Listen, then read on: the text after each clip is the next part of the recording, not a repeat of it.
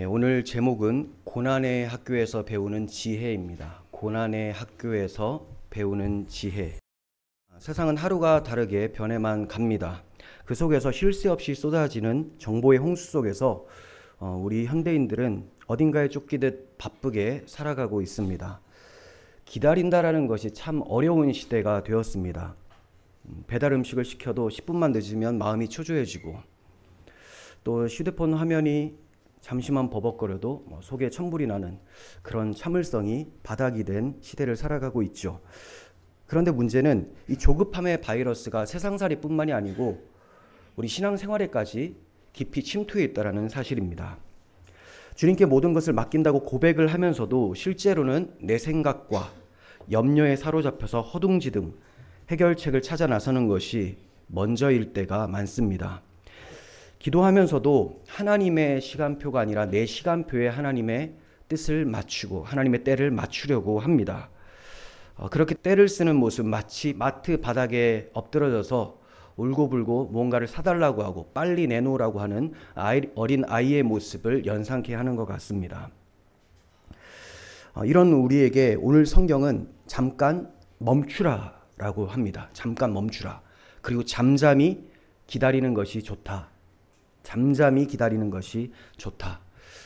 그런데 이 말씀이 어떤 상황에서 누구의 입에서 나온 말씀일까요? 예루살렘 성읍이 폐허가 되고 성전은 불에 타버린 상황입니다.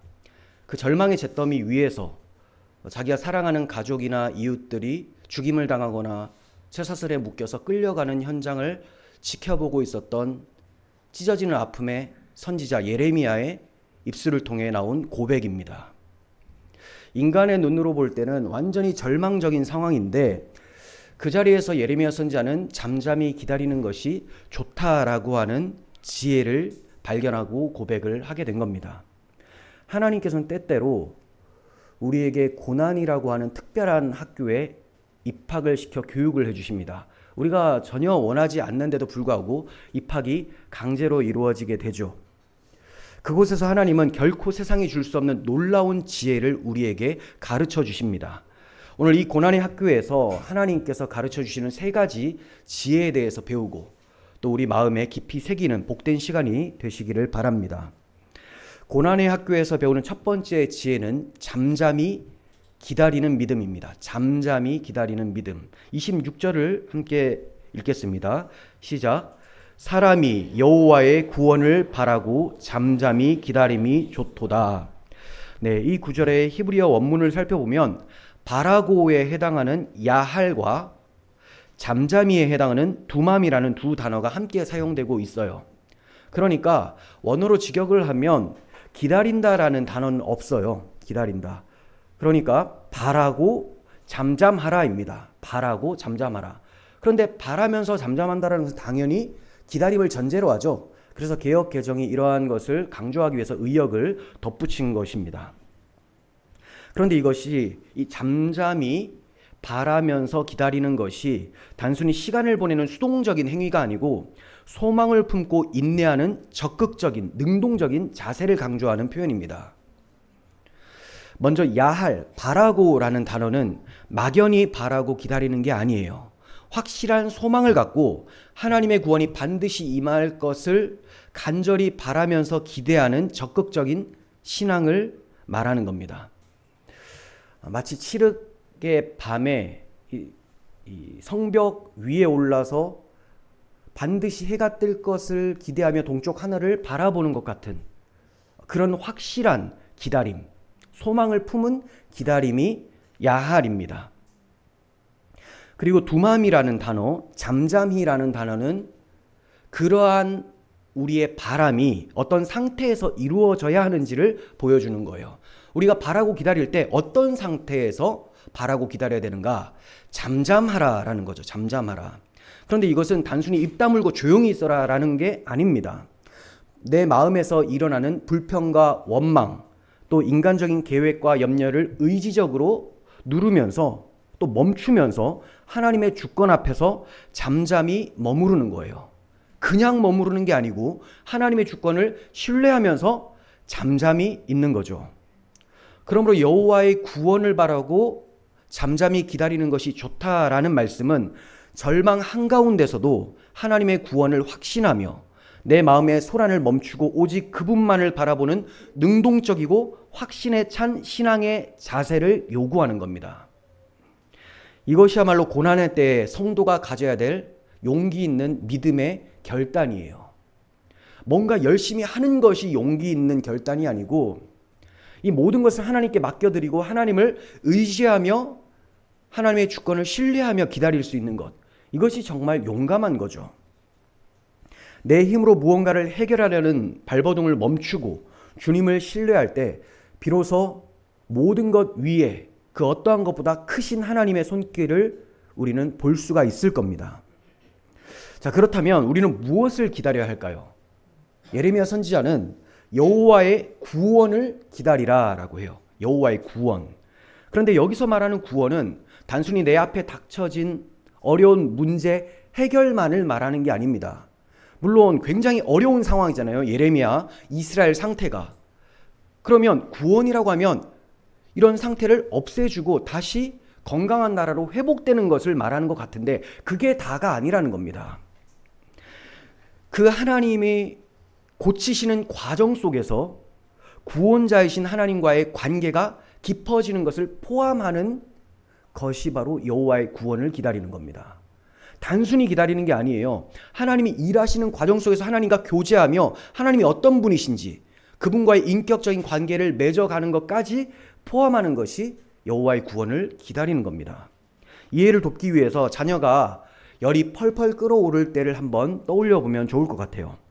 아이의 경우에는 그저 자기가 빨리 나았으면 좋겠죠. 고통이 사라졌으면 좋겠습니다.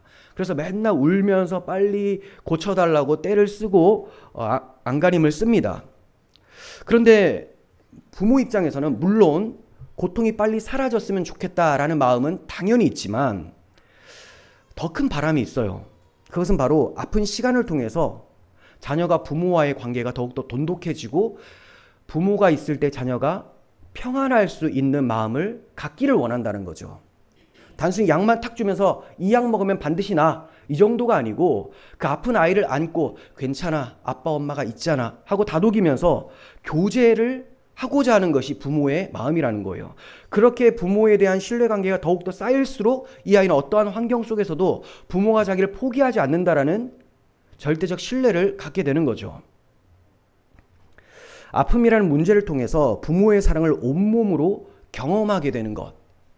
이것이 부모가 바라는 것 중에 하나입니다. 이게 바로 당시 예레미야와 이스라엘 백성이 기다려야 했던 여호와의 구원의 본질이에요. 그들에게 구원은 1차적으로는 포로 생활에서 돌아오는 것이죠. 우리 입장에서는 자녀가 병에서 낫는 것입니다.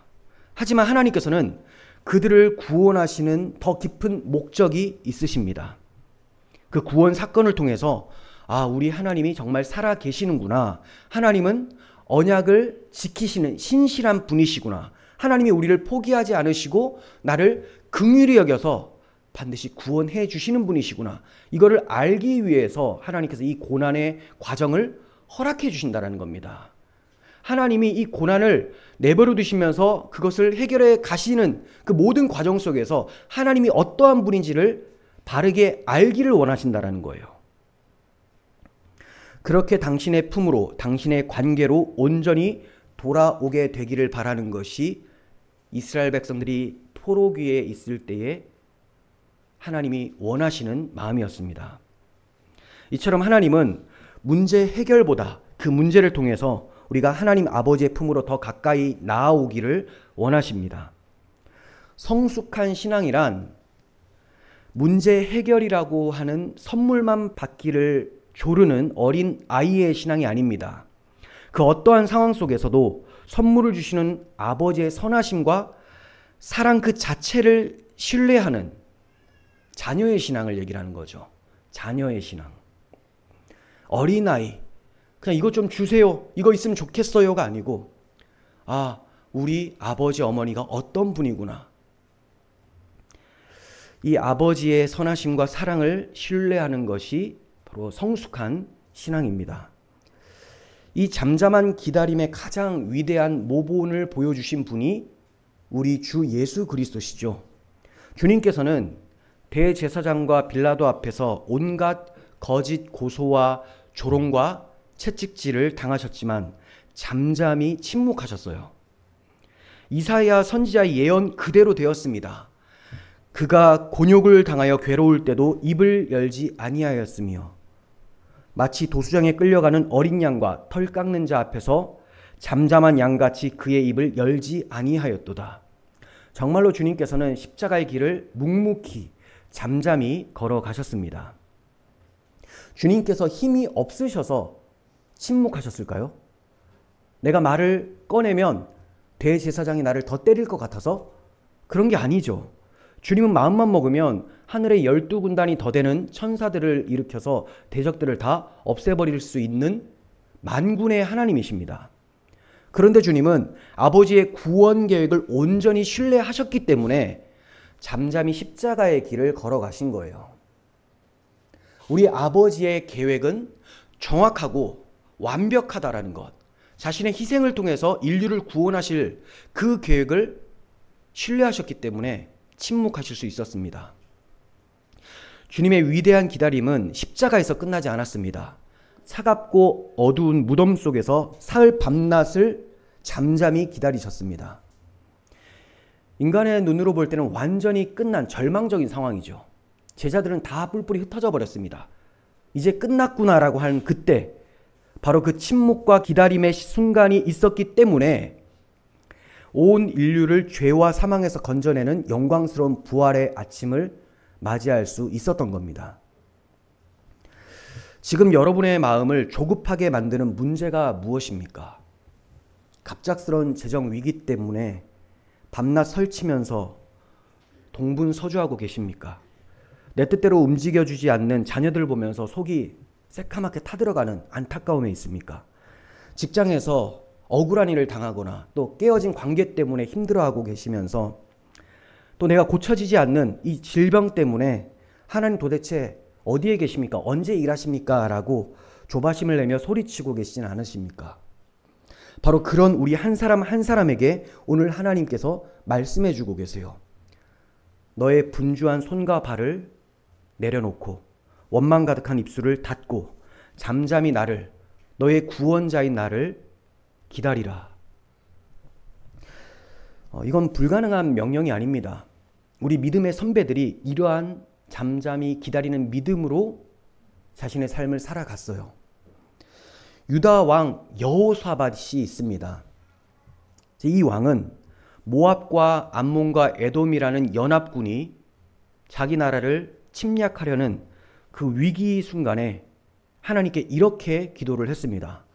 우리를 치러 오는 이 큰 무리를 우리는 대적할 능력이 없고 어떻게 할 줄도 알지 못하고 오직 하나님만 바라봅니다. 이 큰 무리를 우리는 대적할 능력이 없습니다. 어떻게 할 줄도 알지를 못하겠습니다. 오직 주님만 바라봅니다. 여호사밧은 자신의 무능력을 정직하게 인정했습니다. 인간적인 방법으로 분주하게 뛰어다니는 것을 멈추었어요. 그리고 모든 백성과 함께 잠잠히 오직 주님만 바라보았습니다. 물론 이처럼 모든 것을 내려놓고 잠잠히 기다리는 것이 쉬운 일이 아닙니다. 하루아침에 되어지는 일이 아니죠. 하지만 우리가 용기를 내어서 여호사밧처럼 잠잠히 주님을 바라보기 시작할 때 우리 역시 문제보다 크신 하나님을 보게 될 거예요. 그리고 폭풍우 치는 세상 한복판에서 그 어떠한 환경도 상황도 흔들 수 없는 하늘의 평강을 경험할 수 있게 될 것입니다. 신약 성경은 이 원리를 약속으로 확인시켜주고 있습니다. 바울 사도는 이렇게 말을 합니다. 빌립보서 4장 6절을 보십시오. 아무것도 염려하지 말고 다만 모든 일에 기도와 간구로 너희 구할 것을 감사함으로 하나님께 아뢰라. 그리하면 모든 지각에 뛰어난 하나님의 평강이 그리스도 예수 안에서 너희의 마음과 생각을 지키시리라. 네. 하나님을 바라보고 잠잠히 기다리라는 거예요. 그렇다고 오해하지 말 것을 우리가 아무것도 하지 말라는 게 아니에요. 우선순위를 기억하라는 거죠. 우선순위. 여러분들이 지혜를 발휘해서 뭔가 할 수 있는 부분을 열심히 하셔야 합니다. 그렇지만 이 하는 행위가 나에게 문제 해결을 가져다 주는 것이 아니고 문제보다 크시고 모든 역사를 주관하시며 내 인생의 주인 되시는 하나님이 주관하신다라는 것을 잊지 말고 그분께 기도하며 그분 앞에 불평과 원망을 품지 말고 잠잠히 구하라라는 거죠. 잠잠히. 그럴 때 주님의 일하심을 경험하게 될 거예요. 주님보다 앞서는 것, 나의 행위나 열심히 주가 되는 것, 그것이 바로 성경은 죄라고 얘기를 합니다. 불신앙의 죄인 거죠. 자, 이제 고난의 학교에서 배우는 두 번째 지혜인데 기꺼이 멍에를 매는 순종이에요. 기꺼이 멍에를 매는 순종. 27절을 봅니다. 사람은 젊었을 때 멍에를 매는 것이 좋습니다.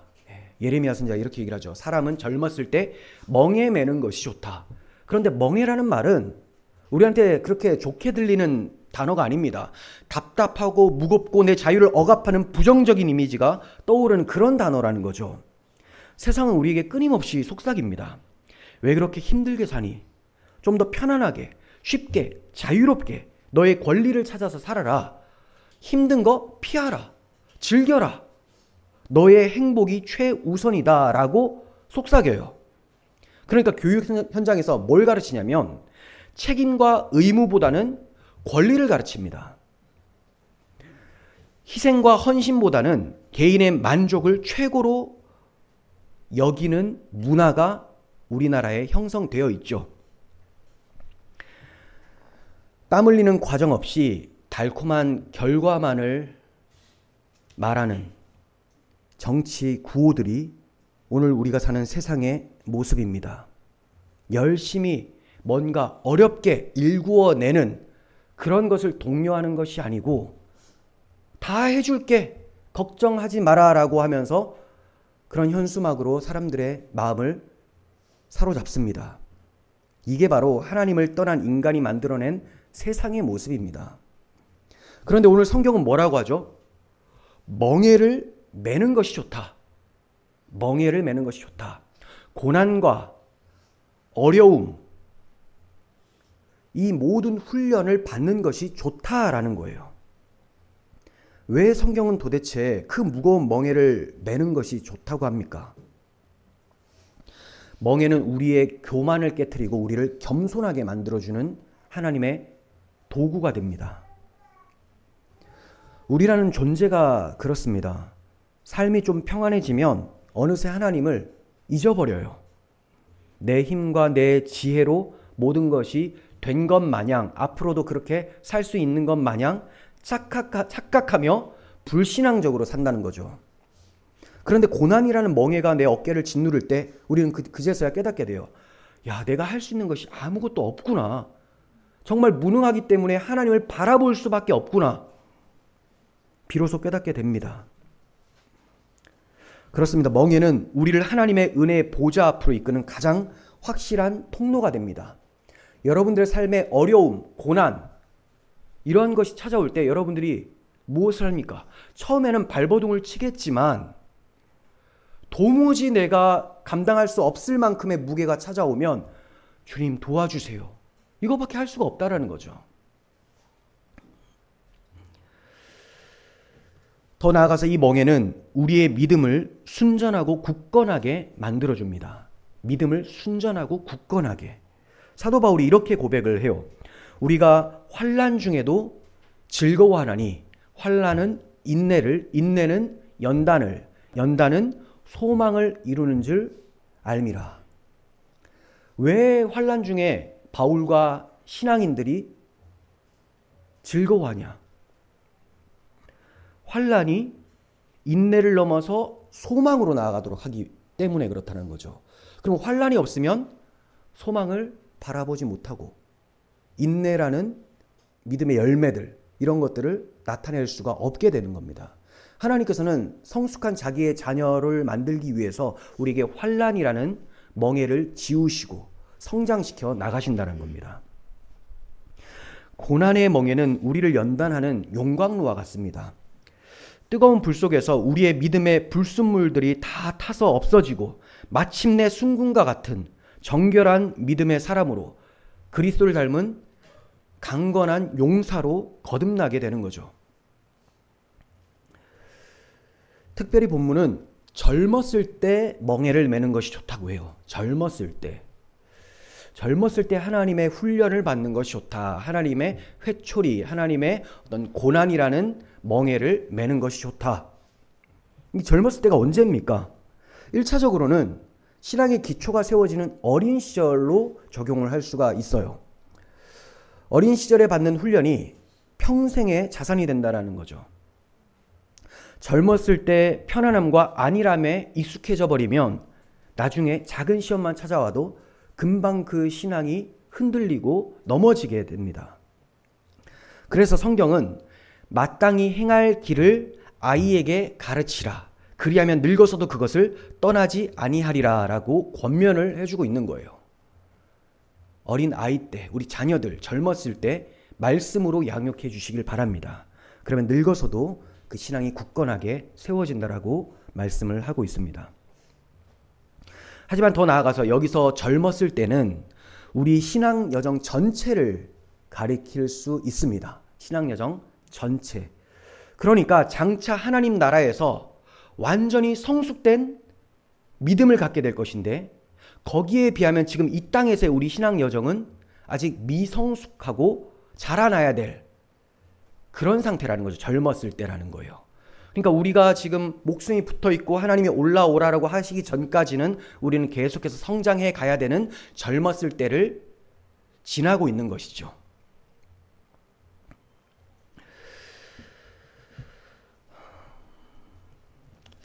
왜 이 땅에서의 멍에를 매는 것이 좋다고 성경은 말씀하고 있습니까?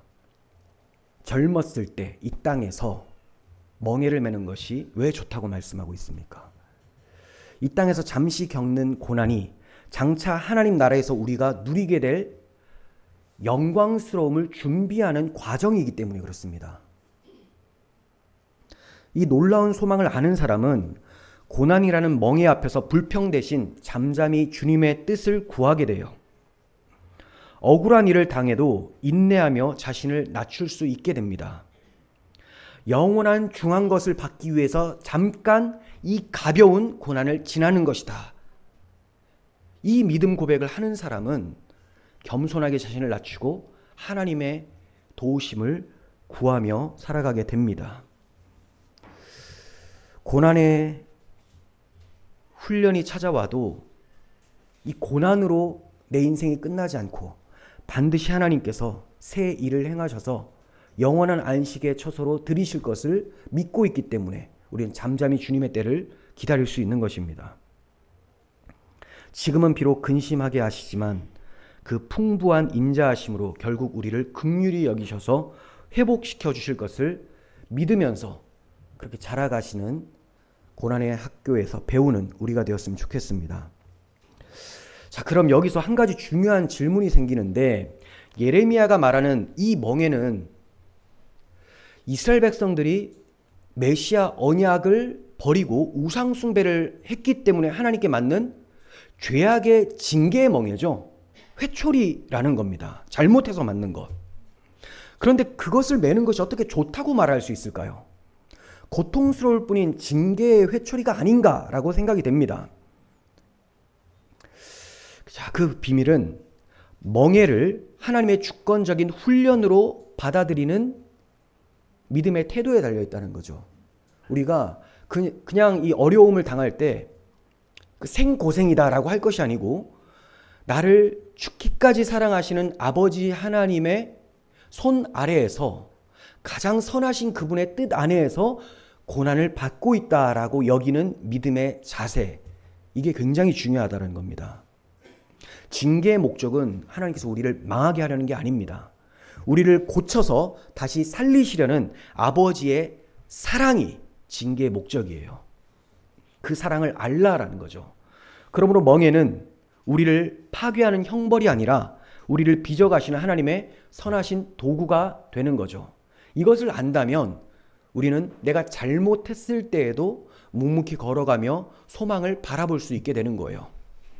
자, 그런데 우리가 멍에를 맬 때 그 멍에의 성격에 따라서 취해야 될 태도가 또 달라집니다. 멍에의 성격. 자, 앞서 제가 죄로 인해서 얻어맞는 징계의 멍에라고 말씀을 드렸죠. 자, 이런 징계의 멍에는 회개가 먼저 일어나야 됩니다.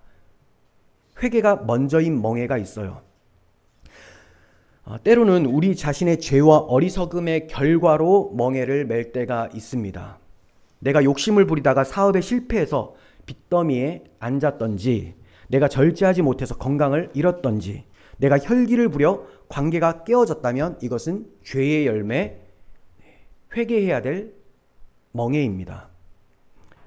그러니까 이때 우리가 취해야 될 올바른 태도는 주님, 이건 주님이 주시는 연단인 줄 믿습니다. 이걸 먼저 할 게 아니고, 주님 잘못했습니다. 주님 제가 어리석게 행하였고 주님만을 신뢰하지 않았음을 회개합니다. 이게 우선이라는 거죠. 자기가 잘못해놓고 주님 주시는 연단임을 믿습니다. 이건 정상이 아닌 거예요.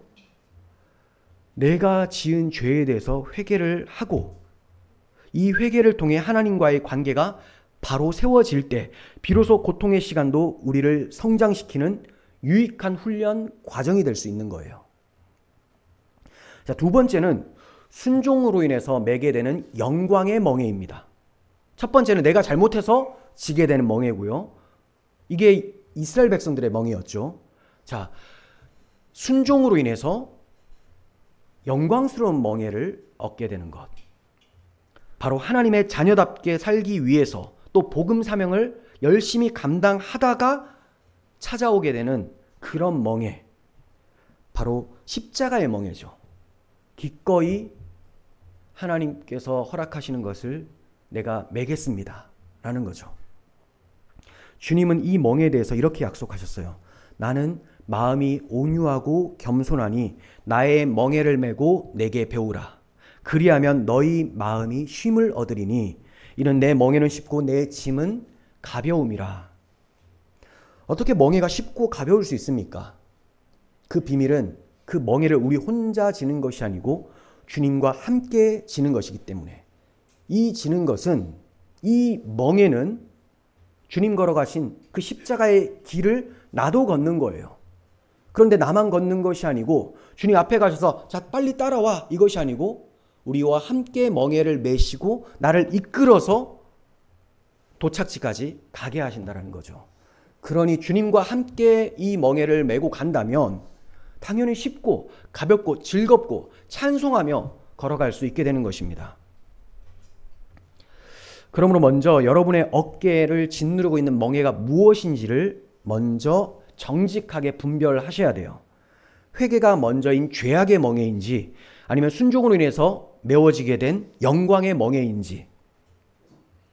자, 그러면 멍에를 분별하는 지혜와 그 멍에를 기꺼이 감당할 수 있는 힘은 과연 어디서 올까요? 분별할 수 있는 지혜와 지고 갈 수 있는 힘은, 그게 바로 고난의 학교에서 가르쳐주는 세 번째 지혜입니다. 홀로 주님을 대면하는 훈련이 있어야 돼요. 홀로 주님을 대면해야 됩니다. 28절 보십시오. 혼자 앉아서 잠잠할 것은 주께서 그것을 그에게 메우셨기 때문이다. 여러분들은 힘든 일이 생겼을 때 제일 먼저 무엇을 하십니까? 많은 분들이 스마트폰을 집어듭니다. 이 스마트폰은 많은 것을 할 수가 있죠. 친구에게 전화를 걸어서 하소연할 수도 있고, 또 뭐 인터넷 검색이나 여러 블로그를 통해서 나와 같은 사례가 없는지, 그럴 때 이 사람들이 어떻게 이겨냈는지 이런 것을 찾아볼 수도 있습니다. 그래도 마음이 안 풀리면 또 스마트폰을 뭘 할 수 있어요? 재밌는 드라마를 볼 수도 있고 뭐 유튜브를 시청하면서 고통스러운 현실을 잠시라도 잊어보려고 힘을 쓰는 것이 많은 사람들의 모습이죠. 그런데 그 결과가 어떻습니까? 정말 마음이 편안해지고 문제가 해결됩니까? 아니죠. 우리 에너지만 다 소비되고 마음은 더 시끄럽고 공허해집니다. 정작 들어야 될 하나님의 세미한 음성은 수많은 세상의 소리에 가려져서 들리지가 않아요. 바로 그런 우리에게 선지자는 전혀 다른 길을 말씀해 주고 있습니다. 혼자 앉아서 잠잠하라. 이것은 세상을 등지고 동굴 속으로 들어가라는 말이 아닙니다. 문제의 원인을 다른 사람이나 환경 탓으로 돌리면서 분주하게 뛰어다니는 것을 멈추라는 거예요. 저 사람 때문에 그래. 이 환경 때문에 그래. 아, 이거 어떻게 해결하지? 이거 찾으면 좀 괜찮아질까? 이거 하면 괜찮아질까? 여기서 조금 기웃거리고 여기서 조금 기웃거리고 그러다 보면 마음이 계속 번민만 일어나고 공허할 뿐입니다. 멈추라. 멈추라. 왜 멈춰야 되느냐? 선지자가 얘기를 하죠. 주께서 그것을 메우셨기 때문이다. 주님이 주신 것이기 때문에 그거 앉으려고 도망 다닐 것이 아니고 잠잠히 앉아서 아, 나의 멍에는 지금 우리 주님이 주셨다는 것을 인식하고 기도하라는 거예요. 예레미야 선지자는 자신의 삶에 닥친 이 고통이 단순히 우연이나 어떠한 악한 사람의 계략 때문이 아니라 그 모든 것을 아시고 허락하신 하나님의 주권적인 손길에 있음을 인정했던 겁니다. 우리에게 이러한 믿음의 고백이 있을 때 비로소 원망과 분노를 멈추고 잠잠해질 수 있습니다. 요셉의 인생을 한번 생각해 보세요. 그의 인생은 억울함의 연속이었어요. 형들의 미움을 받아서 애굽으로 노예로 팔려가게 되죠. 그곳에서 주인을 열심히 섬겼는데 억울한 누명을 쓰고 감옥에 갇히게 되었습니다. 보통 사람 같았으면 복수의 칼을 갈면서 언젠가 한번 만나기만 해봐라. 내가 갚아주겠다라고 했을 겁니다. 또 하나님께 원망하며 사람을 원망하며 이렇게 살았을 거예요. 그런데 요셉은 그렇게 하지 않았어요. 훗날 총리가 되어서 형들 앞에 섰을 때 그가 뭐라고 말을 하느냐? 당신들은 나를 해하려 하였으나 하나님은 그것을 선으로 바꾸사 오늘과 같이 많은 백성의 생명을 구원하게 하시려고 나를 이곳에 보내신 것입니다. 당신들은 나를 해하려 하셨는데 하나님께서는 당신들의 그 악을 선으로 바꾸셔서 결국 기근 때문에 다 굶어 죽을 수 있는 여러분들을 애굽 땅에 오게 하셔서 구원하게 하시는 그 계획을 하나님은 세워주신 것입니다. 이렇게 얘기를 하고 있어요. 놀랍죠? 자기를 공격하고 있는 형들이나 감옥에 넣은 억울한 상황을 지금 원망하는 것이 아니고 그 모든 환경 위에 하나님의 선하신 손길과 계획이 있다는 것을 그가 인지를 하고 있다는 거죠. 이런 인지를 못하는 사람들의 특징은 불평과 원망과 초조함과 괴로움의 연속입니다. 그런데 이것을 인지한다면 하나님이 우리의 창조주시고 역사의 주관자시며 죽기까지 나를 사랑하신 구원의 하나님이시라면 복수심이 아니라 용서와 평안을 누릴 수 있게 되는, 세상이 줄 수 없는 하늘의 평강을 누릴 수 있게 되는 상태가 되는 거죠.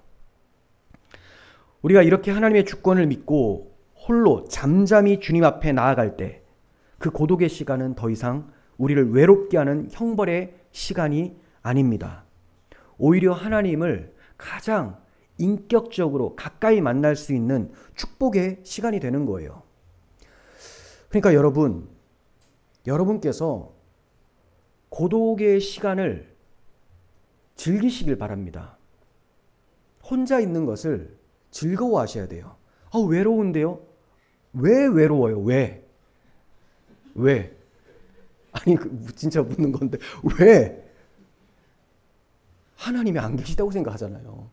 하나님은 눈에 안 보이는 것은 없는 거다라는 거의 무신론적 사상을 가지고 있는 것처럼 산다는 거죠, 사람들이.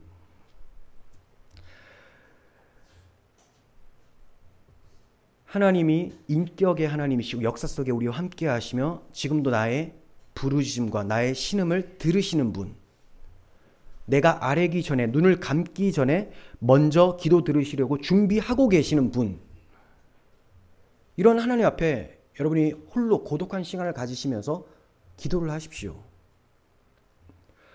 고독을 즐기지 못하면 늘 사람은 붕 뜬 상태로 살아가요. 묵상이라는 게 없는 거예요. 그러니까 자신의 정신을 외부 환경에 맡겨서 거기에 끌려다니게 됩니다. 이 소리, 이거 큰일 났구나. 이거 너무 좋은 거구나. 자신의 삶을 돌아보지 않아요. 내 마음에 어떠한 상태가 일어나고 있는지, 어떠한 영적 전쟁이 일어나고 있는지, 내가 이 전쟁에서 완전히 박살이 난 상태도 인지를 못하는 것이 바로 외부의 소리만 기울이는 사람들의 특징입니다. 그런데 나의 내부에서 어떠한 일이 일어나고 있고 이 모든 것을 주관하신 하나님은 나를 어떻게 바라보고 계시는지를 인지하며 골방에 들어가서 기도하실 때 여러분들 삶에 변화가 일어납니다. 마음에 하나님이 주시는 평강이 찾아와요. 뜬금없는 평강이 아닙니다. 주권자 되시는 분이 역사와 내 인생을 주관하고 계신다는 그 믿음 때문에 강 같은 평화가 찾아오는 것이죠. 그냥 가만히 기도하다 보면 느낌 왔어. 이거 신비주의예요, 이게. 하나님이 어떤 분이신지를 묵상하셔야 돼요. 그러기 위해서는 세상의 소음을 줄여야 됩니다. 귀를 닫으시고 집중하는 시간을 가지셔야 됩니다. 주님께서도 십자가라는 가장 무거운 멍에를 앞두고 겟세마네 동산에서 홀로 피땀 흘려 기도하셨어요. 그 깊은 고독의 씨름을 통해서 나의 원대로 마옵시고 아버지의 원대로 하옵소서라는 순종할 힘을 얻으셨던 겁니다. 주님은 창조주신데 아버지께 기도를 하셨다니까요. 왜냐하면 우리와 같은 인간으로 오셨기 때문에. 인간은 하나님을 의지해야 되죠. 예수님은 하나님의 아들이시면서 우리와 같은 인간으로 오셔서 이 땅에서 인간이 어떻게 살아야 될지를 정확하게 보여주셨습니다. 하나님께 기도하는 그 고독의 씨름을 통해서 그 사명을 감당할 수 있는 힘을 얻으셨던 거예요. 여러분, 혹시 수많은 사람들과 세상의 소음 속에서 여러분들의 영혼이 탈진되지는 않으셨습니까? 용기를 내셔서 잠시 모든 것을 멈추시고 골방으로 들어가시기를 바랍니다. 아예 아무것도 계속 하지 말라는 게 아닙니다. 사람이 그렇게 살 수 없어요. 우선순위를 말씀드리는 거예요. 스마트폰을 잠시 내려놓으시고 TV를 끄시고 홀로 앉아서 잠잠히 주님의 얼굴을 구해 보십시오. 바로 그 침묵의 시간 속에서 나를 향한 하나님의 뜻, 교회를 향한 하나님의 마음을 발견하고 세상을 이길 새 힘을 얻게 되실 줄 믿습니다. 말씀을 맺겠습니다. 하나님께서는 고난이라는 학교를 통해서 우리에게 세 가지 지혜를 가르쳐 주십니다. 첫째, 조급함을 버리고 잠잠히 하나님의 구원을 기다리는 믿음이죠. 인내하라는 겁니다. 인내. 둘째, 불평을 거두고 기꺼이 순종의 멍에를 매는 것. 훈련을 받으라는 거예요. 감당하라고 말씀하십니다. 셋째, 세상의 소음을 피해서 홀로 주님을 깊이 대면하는 훈련을 하라고 하십니다. 기도죠, 기도. 이 모든 지혜의 정점에 그리고 그 모든 지혜의 완전한 모본이 되신 분이 우리 주 예수 그리스도시죠. 주님은 십자가와 무덤에서 잠잠히 기다리심으로 구원을 이루셨습니다. 온 인류의 죄의 멍에를 기꺼이 매심으로 우리의 멍에를 가볍게 해주셨습니다. 겟세마네에서 깊은 고독 속에서 아버지 뜻에 순종할 수 있는 힘을 얻으셨습니다. 그러므로 우리가 이 고난의 과정을 믿음으로 통과할 때 결국 우리를 위해 모든 길을 먼저 걸어가신 예수 그리스도의 구원을 더 깊이 경험하고 그분을 닮아가게 되는 것입니다. 기억하시길 바랍니다. 하나님께서는 우리를 무너뜨리기 위해서 고난을 주시는 분이 아니고 새롭게 빚으시기 위해서 고난을 사용해 주시는 분이십니다. 고난의 학교는 우리를 빚으시는 하나님의 거룩한 작업실이라고 할 수 있습니다. 하나님이 지금 하나님을 가장 잘 나타내 주시는 하나님의 본체이신 예수 그리스도를 닮도록 우리를 빚어가시는 작업을 하고 계시는데 최고의 예술자이신 하나님께서 우리를 조각하고 계시는데 하나님 저를 빚으시지 마세요. 나를 아름답게 가꾸지 마십시오. 내가 알아서 내 모습을 바꾸어 보겠습니다. 이런 어리석음을 멈춰야 됩니다. 잠잠히 기다리십시오. 고난의 학교를 통해서 우리의 믿음을 순금과 같이 연단하시고 마침내 구원의 기쁨을 노래하게 하실 하나님을 찬양하시고 믿음으로 승리하는 우리 모두가 되시기를 간절히 소원합니다. 기도하겠습니다. 거룩하신 아버지 하나님, 이스라엘 백성들의 참혹한 실상이 끝이 아니라 새롭게 만들어 가시는 하나님의 손길 속에 있음을 배웠습니다. 우리의 인생과 우리 나라와 이 역사 속에서도 참혹한 절망적인 순간이 찾아와도 이것이 끝이 아니라 새 일을 행하시기 위한, 우리를 변화시키고 성숙하게 만들어 가시기 위한 하나님의 작업 시간이라는 것을 잊지 않는 우리가 되게 하여 주시옵소서. 날마다 하나님께 잠잠히 기다리며 기도하고 기꺼이 주님 메우시는 멍에를 메어가며 주님 걸어가신 십자가의 길로 걸어가며 주님 영광 나타내는 우리 모두가 되게 하여 주시옵소서. 우리 구주 예수 그리스도의 이름으로 기도합니다. 아멘.